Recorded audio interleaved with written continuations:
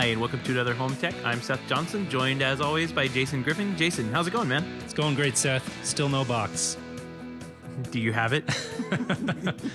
You're just not getting texts from me during the week. Is it there yet? Yeah, I have a funny story though. I was working out of my home office today. Been a little bit under the weather again, and also had like a big snowstorm here, so it was kind of a good day to work from home. And later in the day, a UPS truck pulled up outside, and I have to admit, I got a little excited. I could see him right out my office window, and I thought maybe it's here, and we might have it in time for tonight's show. Alas, my hopes were dashed, and it was not it. And I think it's tracking for delivery in time for next week's episode. Yeah, I had some problems with writing the Control4 driver for it. So, well, for anyone who might not know, this is a mystery, I guess, gift or project that Seth has been working on. Invention, Jason. A revolutionary product. Going to be the next big thing that Seth has sent to me. And we're going to do a live kind of on-air unboxing of that as soon as I get it. So looking forward to that, and looking forward to kind of sharing with everyone what it is, because I really have no idea. Couldn't even hazard a guess. It'll change your life. I guarantee it will change your life. Awesome. So, well, this is a great episode. We're excited to share. We have an interview with Kris Gamble of Live Install, and anyone who's not familiar with Live Install, it's a great kind of community that Kris has started up, sort of centered around a Twitter hashtag, and took off and kind of grew from there. And we'll get into more of that during the interview. Be sure you stay tuned for that. And we're also looking forward to having Kris on. He's going to join us in the future, kind of moving forward on a series of appearances. We're going to have him join us periodically to just kind of check in on the Live Install community and what's going on with home technology over in the UK. So we really look forward to sharing more of those conversations in the future. Yeah, there's always really cool product that's being announced over there.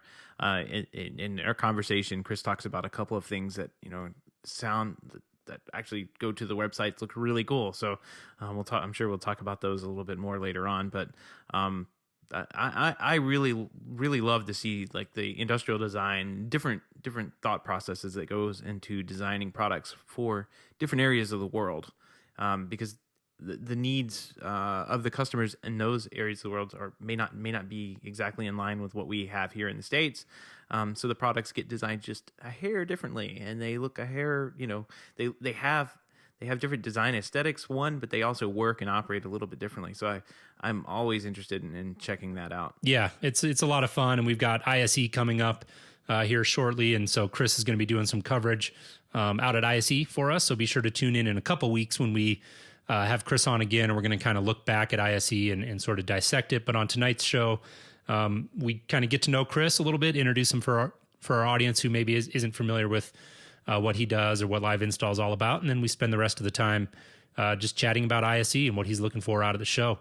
And to your point, it's a really interesting show to watch, and always interested to kind of keep an eye on some of those trends that are going on overseas, because we really here in the U.S., can kind of get focused on what we're doing here, and we forget that really home technology and the connected home and smart home are kind of these worldwide phenomenons now, and have really taken off all over the place. So it's a really great time of the year to be reminded of that, and just keep an eye on what's going on what's happening elsewhere.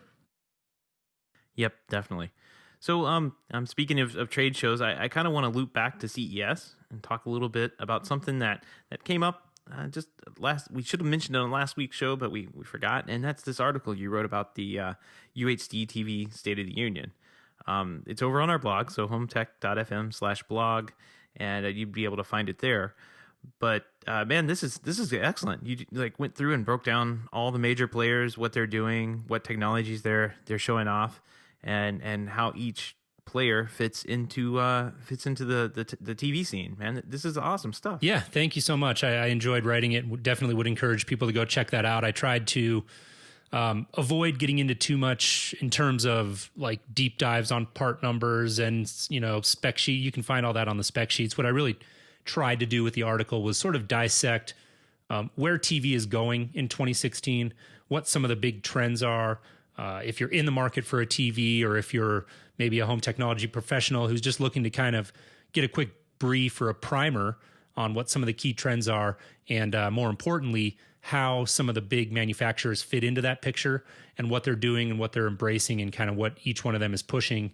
That was sort of the angle of the article I took. So really looked at what I called kind of the big four, Samsung, Sony, Panasonic, and LG, and just sort of dissected what each of them is doing and what we saw at CES, which is traditionally a big show for TV makers to kind of unveil things, and this year was no exception. So really enjoyed putting that article together and hope people go check that out and definitely let me know what you think. You can either leave a comment over there or shoot us a tweet at HomeTech Podcast. Yep, yeah, and we'll put the link to that. It's a little bit harder to find in the blog if you listen to this, later on in the future, and we have a couple of posts in between here and there. So we'll put a link to it in our show notes, which will be at HomeTech.fm/97. This is the 97th show. So yeah, we'll make sure that those links get in there, man. Good job on that article. I just wanted to call you out because appreciate that. Speaking of TVs, I'm going to need a big TV evidently for this week. Because there's this little game going on, and I need a 65-inch TV, man. Which one should I get? Oh, well, that's a tough choice, but big game coming up. Super Bowl L, right? Super Bowl. Yes, I'm not calling it 50. It's Super Bowl L.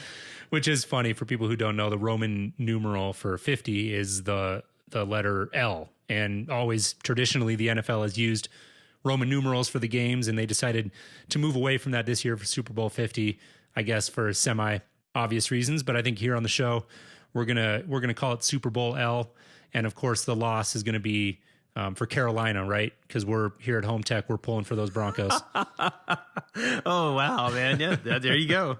I'm going to come back and the website's going to be orange. Yeah, orange and blue. That's not a bad idea. Oh man, that's funny. So one thing I ran across that was really cool, you'll be able to, CBS is actually streaming the Super Bowl this year for free.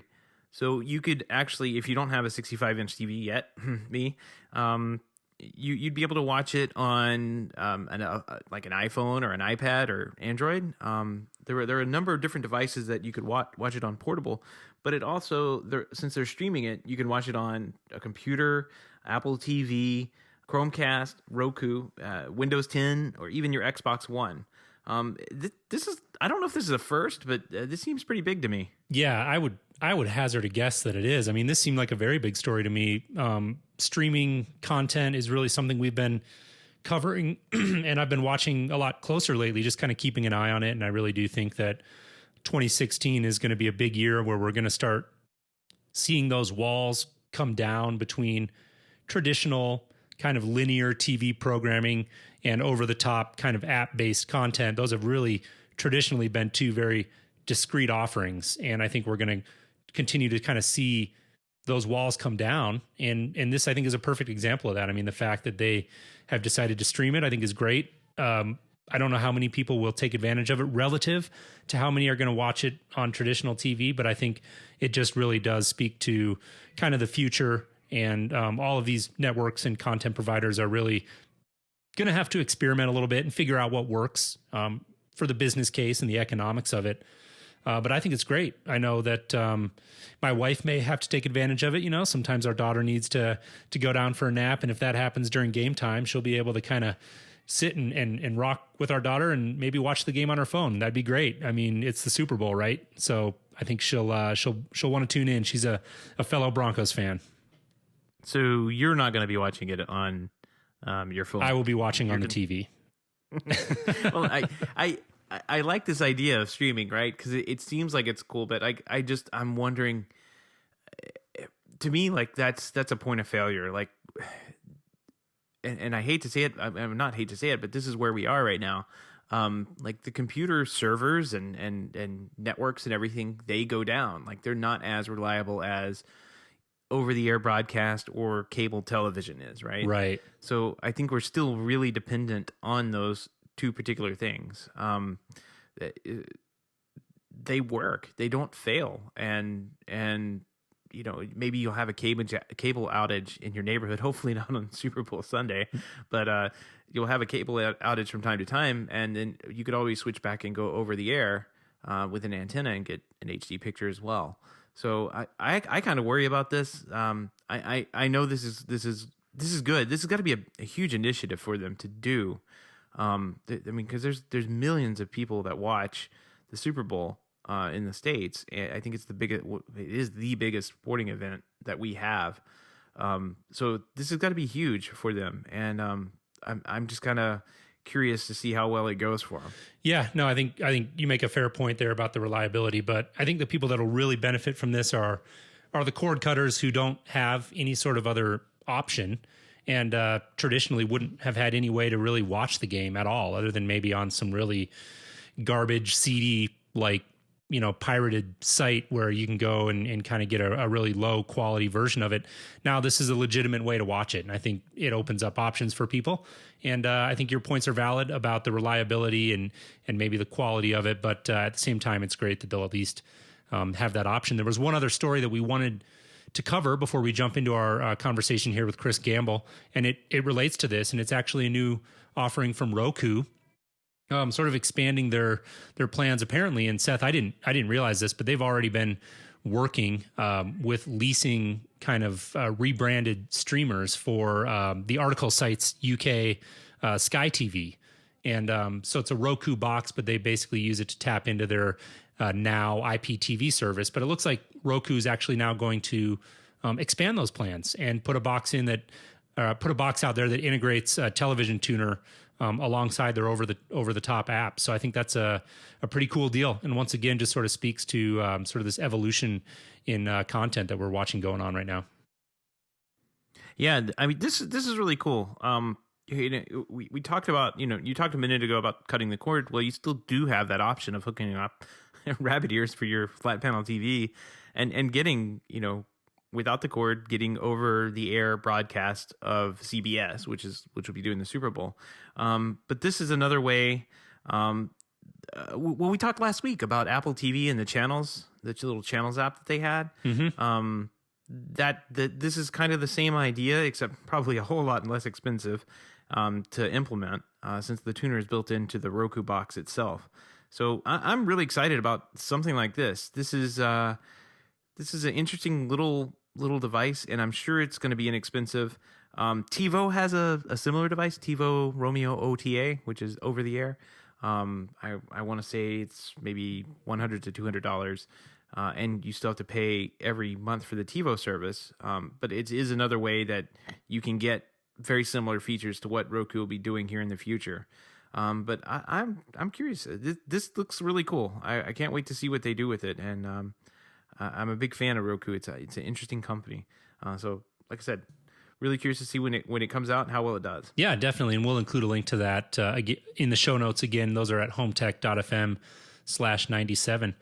So I think without further ado, let's go ahead and jump into our interview here with Kris Gamble. Once again, Kris is of the Live Install community, and we look forward to kind of sharing our conversation with him all about what Live Install is, sort of introducing him to you, our audience, and of course, spending the rest of the time kind of talking about ISE and what he's looking forward to seeing out there. So let's go ahead and jump in. We are excited to welcome Kris to the show. Kris, how are you? I'm very good, Jason. Thank you for having me on the show.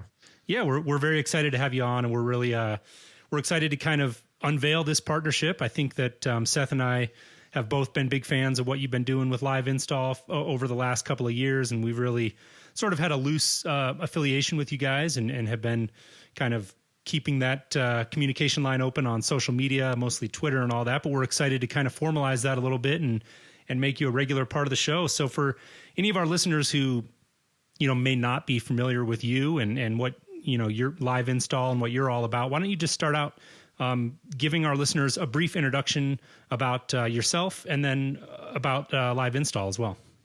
Yeah, thanks for that overview there. My business is called Customized. I'm the owner and technical director of the business. That's my day job. That's my 9 till 5, pays the bills. In the background, I also run a Twitter-based community of installers of home technology. And we are using hashtag Live Install as the tool that allows us to network. And it's something that's grown from a dozen installers to must be over 1,000 users of the hashtag every day, every week, every year. So it's something that does take up some time, but it's a lot of fun to be involved in.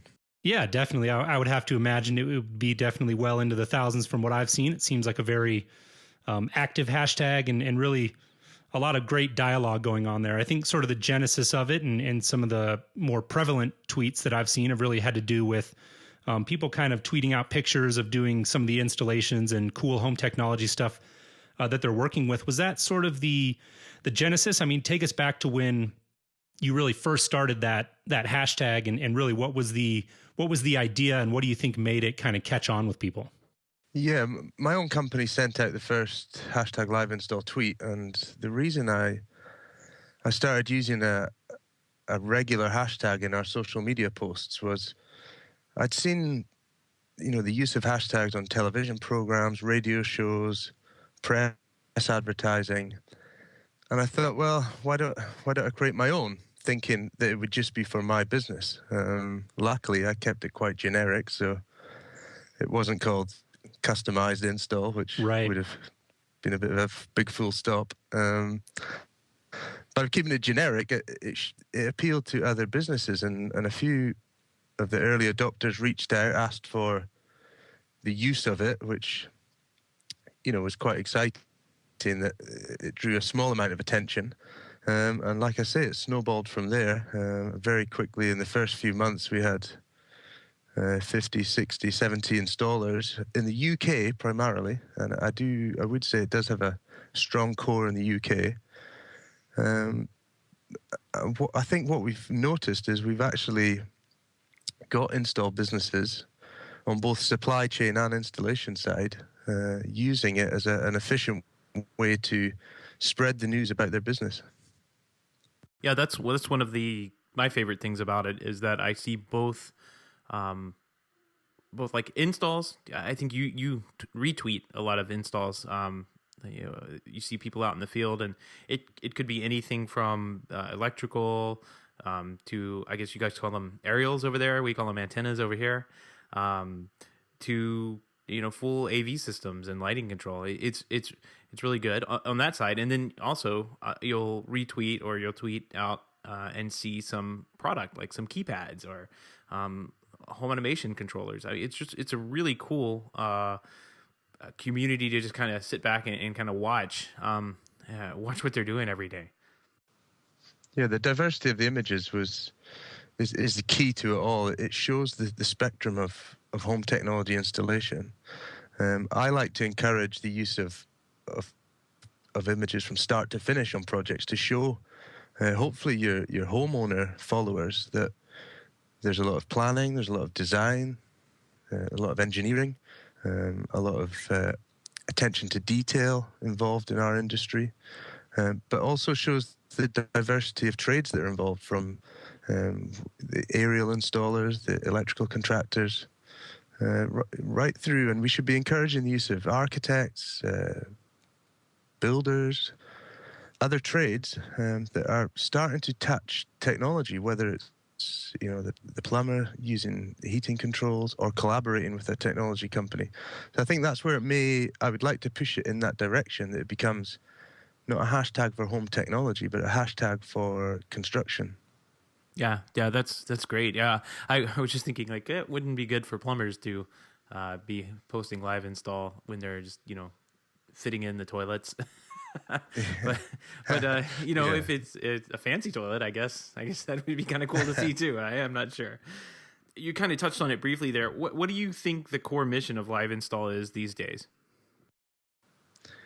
It's really to promote the industry and promote an industry that's very much under the radar of homeowners, under the radar of building designers and construction professionals who maybe don't realize that there's a whole channel set up ready to support their first steps and hopefully their big steps into home technology. It's really the start, and we felt like there's been a lot of false starts, but there's something about 2015, 16, 17, there's some real progress being made, and people like CEDIA are working harder than ever to reach out to construction professionals in the UK, and I can really only give my experiences based on the UK. But there's a big wave, which we've all talked about it coming for a long time, but this just feels much bigger than before. Yeah, I would agree with you. I think, and Seth and I have talked about that numerous times on our show, and just sort of feeling like really the last couple of years have represented a real kind of a breakout in the smart home and home technology, and just a general awareness that seems to be growing. And that's been one of my favorite parts about kind of following what you guys are doing with Live Install and keeping an eye on that, is sort of watching the parallels and also the differences between what's happening here in the States and then what's happening over in the UK and elsewhere. And obviously, I think the Live Install community has branched out, and I know there's involvement on the Twitter aspect from the United States now, but primarily it's been a UK thing, I think, traditionally. And I think it's been really interesting to me to kind of see those parallels and, again, the differences about how things are sort of evolving and transpiring in the UK versus here stateside. Talk about, Kris, because you and I have talked about this before, and I think it's very interesting. Our listeners would like to hear about it because, this whole thing, like we've talked about, really started with just a simple kind of social media, like a company promotion, really. You were just kind of trying to be active, and it's really kind of grown and evolved into something different. And I know that you've told me about some of the kind of the live, I think, in-person type training events, if I'm recalling correctly. I mean, you're sort of reaching beyond social media now and kind of bringing people together in person, correct? Yeah, it was always a plan from the start. When we started to build up some numbers, it was, let's try and go offline and meet face to face, whether it's regional events, whether it's combining it with national events where there's already a gathering of our industry. Let's do some evening events there, or we've gone to the extent of being exhibitors at these events, and some of the organizers of these shows have been really good with myself and offering space at the show and encouraging our presence at the show, because installers are their customers, and we appear to have struck a chord with them very early on. I'm talking the same language, so that's been the big catalyst for the growth, is the opinions, the views, whether they're sometimes positive, sometimes negative, because I do like to be sometimes a bit abrasive. It's come from one of our own, which I think has been refreshing, and it's not come from a magazine or a salesperson. So the events, I would say they've tailed off a bit, and it's probably due to the workload of my own business. But we've tried to maintain the networking through a platform we use called Yammer, which is part of the Microsoft group. Great platform. It's like our own private intranet for installation professionals, and I know both of you guys are members of it. And that's a really active channel. We have great conversation from technical to business to even social, a bit of humor in there. It's a place where people can speak to like-minded people, small business owners, because a lot of us run very small businesses, and we don't often have people within our businesses to discuss the management of them. So it's been great to provide that platform, and it's one that I do try and commit a lot of time to.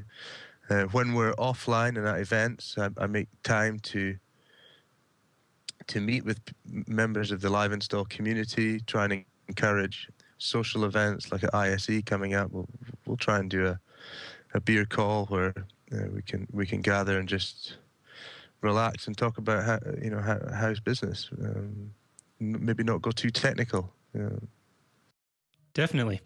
Yeah, well, I think that's great. And so speaking of ISE, I mean, that transitions perfectly here. And we wanted to, we've been talking about kind of making you a regular sort of featured guest on the show here for a while. And we thought this would be a great time to initially do that, because as we sit here and record this episode, ISE is roughly a week away. And so it's right around the corner. And it's a big show. We're very excited always to keep an eye on that. It's one that I have never attended in person. I really hope to someday. For anyone who doesn't know, ISE is literally the combination of CEDIA and Infocom. So those two trade shows, which you may be familiar with here stateside, have combined forces and do one big show over in Amsterdam every year. And looks like quite the spectacle. And Kris, I know you'll be attending this year, and you have kindly agreed to kind of be our on location eyes and ears for ISE. And I know you're going to be busy out there, but you're going to try to just sort of keep an eye on things from the home tech perspective. And we look forward to having you on again in a couple of weeks to wrap up the show and give our thoughts. But for tonight, let's spend the rest of our conversation sort of looking forward to ISE. And I want to pick your brain a little bit about some of the things that you're looking forward to seeing, some of the broad kind of themes and products that you're going to be checking out while you're at the show. But before we dive in to some of those details, let's just talk about some of the logistics. I know it's a big show. So when are you heading out there? What's kind of your high level plan when you get out to the show? Yeah, ISE this year is the first time they're going to have over 4 days, which will be, it just shows you the size of the event for a start. I'm only going to try and be there for 2 days, and I'm going to split myself 50-50 between training and walking the show floor. I'm going to travel out the night before on the 9th, which is a Tuesday, to a full day of CDA training on the 10th. The course I'm going to be doing is the CPD course, which enables my business to present to architects who are members of the Royal Institute of British Architects. We can provide them with a presentation on how to design smart homes or the connected home.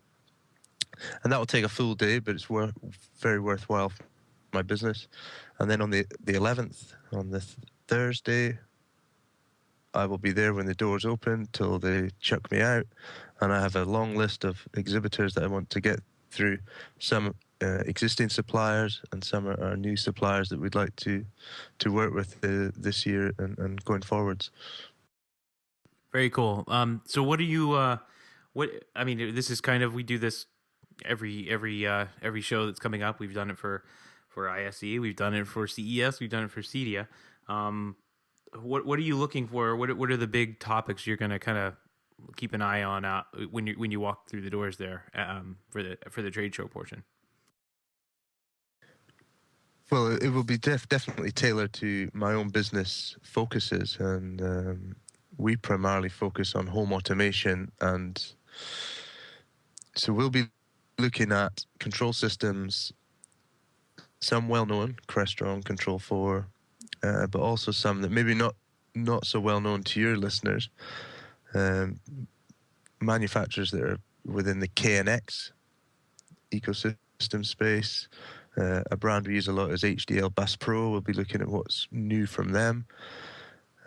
So that will be my main focus. Get what's new from the products, the brands that we already use, and what brands should I be looking at to either step my installations up a level in terms of price category and value type, property type, but also I'm keen to find something that might fit a lower price point for my company, which might be a developer-friendly system. The one that I'm honing in on most is one by ABB, which is a huge business, electrical business, automation business.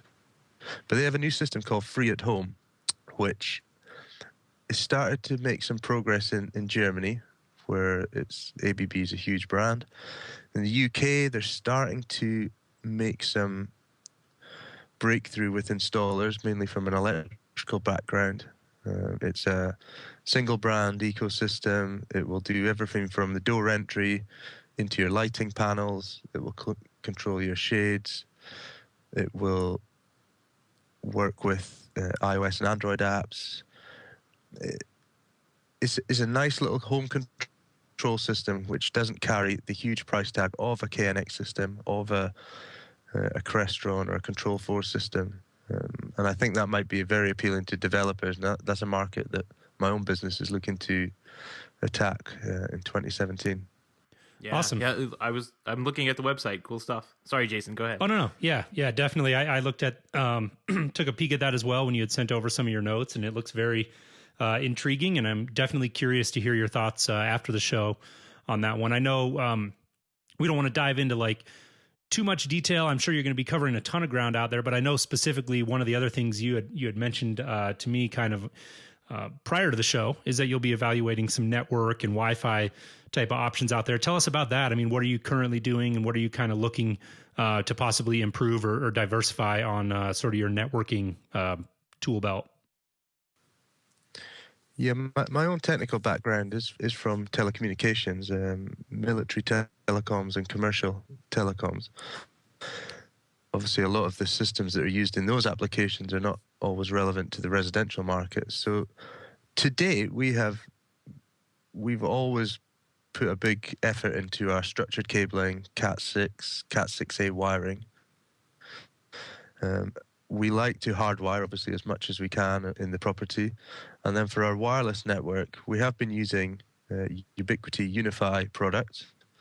And I've had a lot of success with them, and it's led into us using their network switches, sometimes their IP telephones, their IP CCTV. But we're finding that it does have its limitations. And by speaking to other installers, we're finding that they are using other brands like Luxol, Package, even the well-known brands like Cisco. So I'm going to look closer at Luxol and Package at ISE. I don't think Ruckus are there, but if they are, I'll find them. Because I just want to look for something that's just that level above. I feel Unify hits the price point for 80% of our projects. But I'm going to look a little bit further into what I could offer for larger residential and light commercial projects for networking. Well, I can. We're recording this a little early. I may have some insider knowledge, but I think there'll be some big news. I kind of feel some big news coming from ISE in the network world. So just kind of you'll see it. keep your eye on that space. Awesome. Well, hey, I know also we go out to these shows and we're really, we're always looking at things kind of from a technical perspective, and we're looking at sort of products and different companies and offerings that can enhance what we're able to go out and provide for our clients. But I also know that a big part of these shows is kind of what we can do from a business perspective. And you're sort of looking at B2B type solutions, maybe software solutions to help you run your company. And I know a big part of our audience is professional integrators. And I think that portion of our audience would be interested to hear, if there's anything that you're going out there to take a particular look at from kind of a software and process side in terms of how you run your business. Is there anything kind of on that front that you're looking for in particular? Yeah, we're looking to continue our outsourcing of services, and it's something we do already with our lighting designs are done with a company that we've worked closely with now for just over a year. We also use preferred partners for our satellite and aerial installations, our electrical work. My own business, we don't claim to be, master of all trades. We align ourselves with very, very good partners, and we position ourselves as more of the project manager and specifier. The services that I'm looking to plug some gaps in is the design of the documentation for the project, the design of the systems, getting that information onto industry standard drawings and presenting it so that it's clear to all the construction professionals on projects. There is a new company coming out of the UK called Design Flow, which we're going to try and spend some time with them, trying to get an appointment with them at the moment. But also we're looking at how can we streamline our systems for getting quotations out to new customers, project managing our installations better, and communicating better with other trades involved. So we're also going to be making some time to sit with JetBuilt, which is a software tool coming out of the US, and Project Q, which is a UK-based company who both these companies are offering very similar services. They have a um, great user interface, great back catalogue of products. They're working hard to get as many as the well-known brands into their databases, so that it's easy for you to build quotations and then manage your projects, your stock, your assets. Yeah, I've been looking at Jet Built for a while too. That looks like a really cool idea and something our industry needs more than anything right now. There has been zero standardization on database and back-end infrastructure. There have been attempts, but nothing has really. I think what's out there is a little more complicated than it actually should be. So yeah, I'm looking excitedly towards whatever you come back with on that for sure. Kind of want to take a step back and kind of look at ISE as how it fits in at a higher level. We've seen over the years a focus, at least from my perspective here in the States, where major announcements sometimes hit ISE instead of CEDIA. And CEDIA just becomes kind of a trade show here in the U.S. with not many technology announcements.